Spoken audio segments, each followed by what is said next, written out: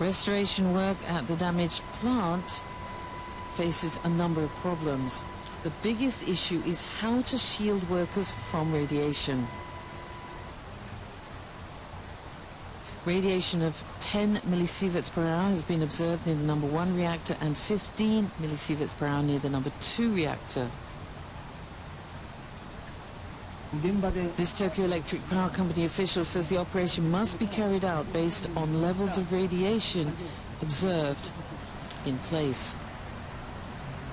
Workers involved are required to put on protective gear.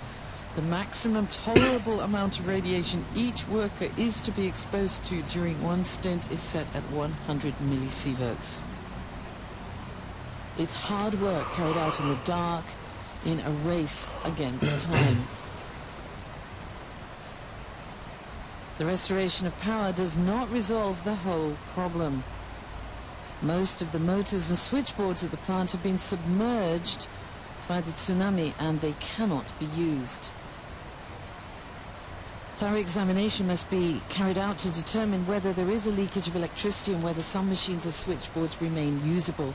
If there are problems, work is necessary to replace unusable motors with new ones and rearrange the joints of the switchboards. The Nuclear and Industrial Safety Agency says 2 reactors at the Fukushima Daiichi nuclear power plant are resuming cooling functions. At a news conference on Saturday, officials said they have confirmed that a power generator at the number 6 reactor has been reactivated. They have also found that the coolant pump at the number 5 reactor is operable. Both reactors had previously been cooled by a single emergency diesel power generator. For reactor number 6, now it has a second power source, which is now being used for cooling. For reactor number 5, there is a pump now working, and this is getting power supply, and so cooling is now possible with existing facilities. Meanwhile, radiation of 830.8 microsieverts per hour was recorded at a point about 1.1 kilometers from the number 3 reactor at 8:10 a.m. local time on Saturday, which officials say is relatively high. The level gradually decreased to 364.5 microsieverts by 9 a.m.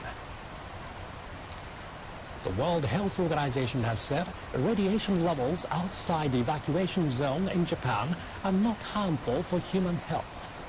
Outside the 30-kilometer radius, there have been very low levels of radiation measured. And we understand, of course, the concern of people living outside the 30-kilometer radius that they might be affected. But the evidence so far, the radiation levels measured, would say that there's little public health danger from the radiation there. So if you're living in Tokyo or Yokohama metropolitan area or further afield, there is little public health risk. WHO spokesperson Gregory Hartl was speaking at a regular news conference in Geneva on Friday. He said the WHO finds no public health reason to avoid travel to Japan except to the affected areas or to recommend that foreign nationals leave the country.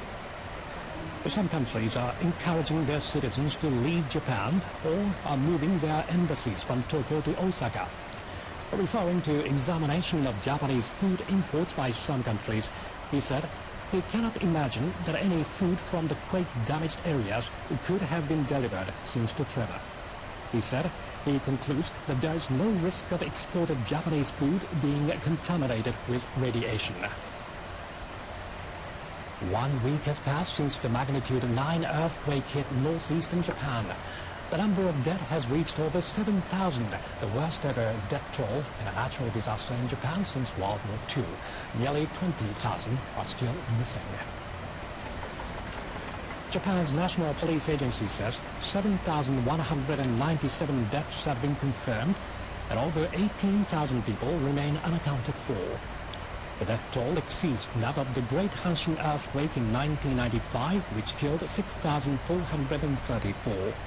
More than 280,000 people are taking shelter, mainly in 3 prefectures in the Tohoku region, northeastern Japan. Many of the shelters are short of food, water, and other essential supplies. Relief efforts are being hampered by a shortage of fuel for trucks and ambulances. Evacuees in the shelters are facing chilly weather. The weather officials warn that high tides are likely to last for 1 week from Saturday.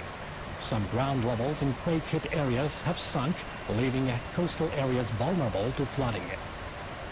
But officials say the threat from tides is not like that from a tsunami, as people will have time to act, given that sea levels will increase gradually.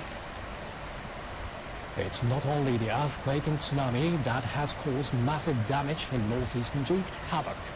The destructive power of this triple threat alarms disaster management experts.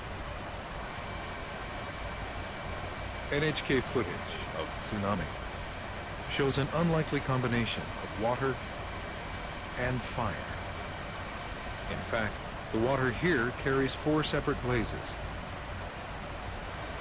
Moving as fast as the tsunami, they set other objects on fire along the way.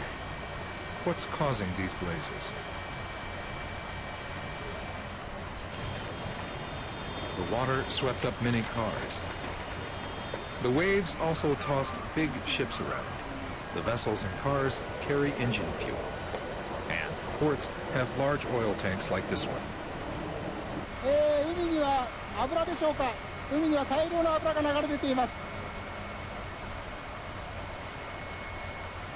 A small spark can start a blaze that could spread quickly. Many coastal towns were on fire. Shigeo Takahashi studies multiple disasters. The footage confirms what he had feared might happen in a worst-case scenario. We may call them tsunami fires, a new warning. Massive fires may follow right after the destructive force of tsunami. This footage comes from Ofunato City in Iwate Prefecture. Minutes after the tsunami strikes, the town is ablaze.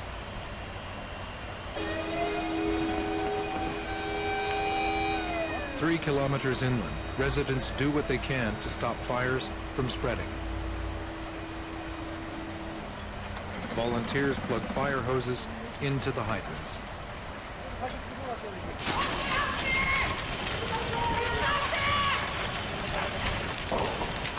But their efforts are in vain. The tsunami had damaged the town's water supply system. In Kesennuma City in Miyagi Prefecture, widespread fires leveled houses that the tsunami hadn't destroyed. An amateur video shows fires spreading around the port of Kesennuma. This is just 3 hours after the tsunami had swept through.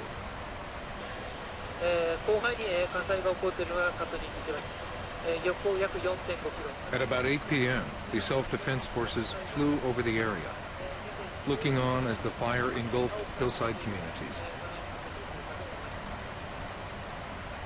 Residents say the first sign of the big fire started 5 hours after the quake. In just 2 hours, multiple fires were recorded across town. Firefighters had no effective way to combat the raging blazes.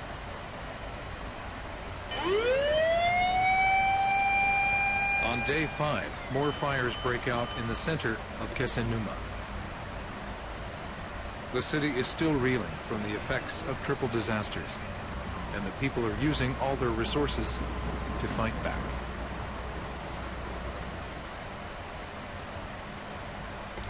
Up next, the world weather forecast.